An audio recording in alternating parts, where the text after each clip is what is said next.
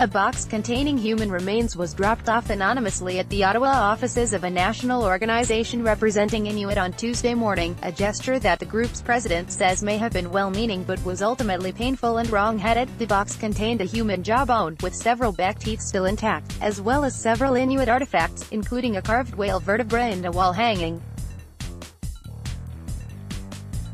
The package also contained a note, one that prompted more questions than answers, said Inuit, president of Inuit Tapiriit Kanatami, a national organization that represents the interests of Inuit in Canada. Dear Inuit people, the note reads.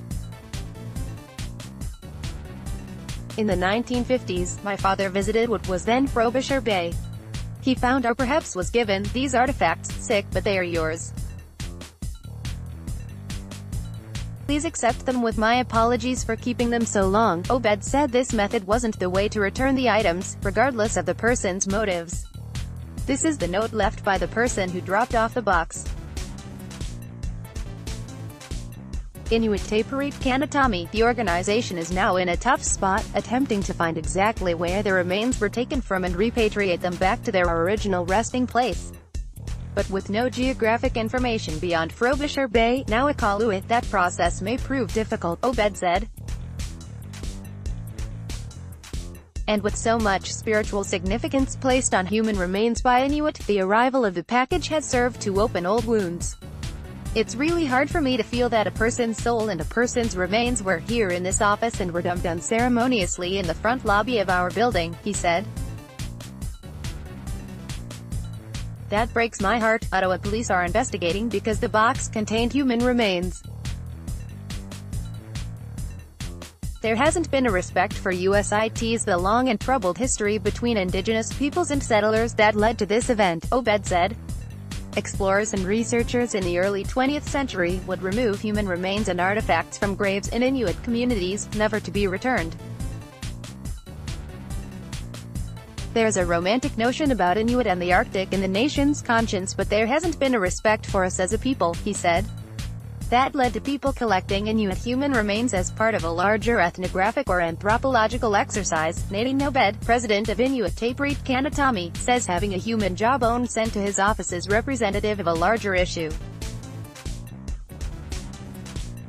56 Manitok Thompson, a former Nunavut MLA, said she recalls hearing stories from her parents about ships that visited their small community of Coral Harbor around the 1940s. I remember my parents talking about how a ship came and they gathered all the bones that were buried and took them away, she said. I'm pretty sure it was a very sad day for those Inuit, because they recall them being put into barrels like a bunch of animal bones. Even historical artifacts can represent an important bridge between Inuit and their ancestors, Thompson said. In May, she traveled to the Canadian Embassy's art gallery in Washington, D.C., to see a collection of artifacts that belonged to her grandparents. It gives you a grounding to where you come from, she said.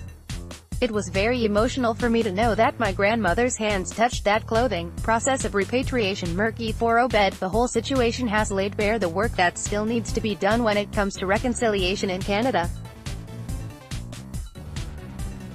He suggested Canada might be able to follow in the footsteps of the United States with legislation that would protect and honor Indigenous burial sites. Currently, Canada doesn't have any guidelines outlining how to repatriate human remains to Indigenous communities. Leaving it up to individuals gets us to this point, where those individuals don't know what to do, don't know how to follow any guideline or rule for repatriation, he said. Dropping off an anonymous package of artifacts exacerbates problems, creates further trauma and doesn't get us closer to reconciliation. Inuit, president of Inuit Tapiriit Kanatami, said the organization is hoping to find out exactly where the artifacts and remains originally came from. Simon LaSalle, CBC. Anyone else who may have human remains in a personal collection is welcome to start a conversation with the organization, Obed said.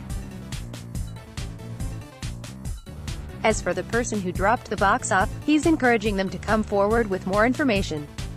Without more conversation and a better understanding of what circumstances led to this, then it makes it difficult for us to know exactly where we should repatriate the remains to, he said.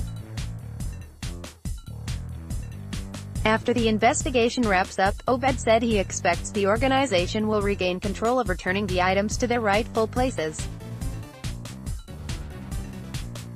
He's hoping people don't forget about the reconciliation still to come. "For me, it's very emotional to have to do this, but at the same time I know it's necessary," he said. "I hope that more Canadians will accept that it's a necessary process that we have to finish."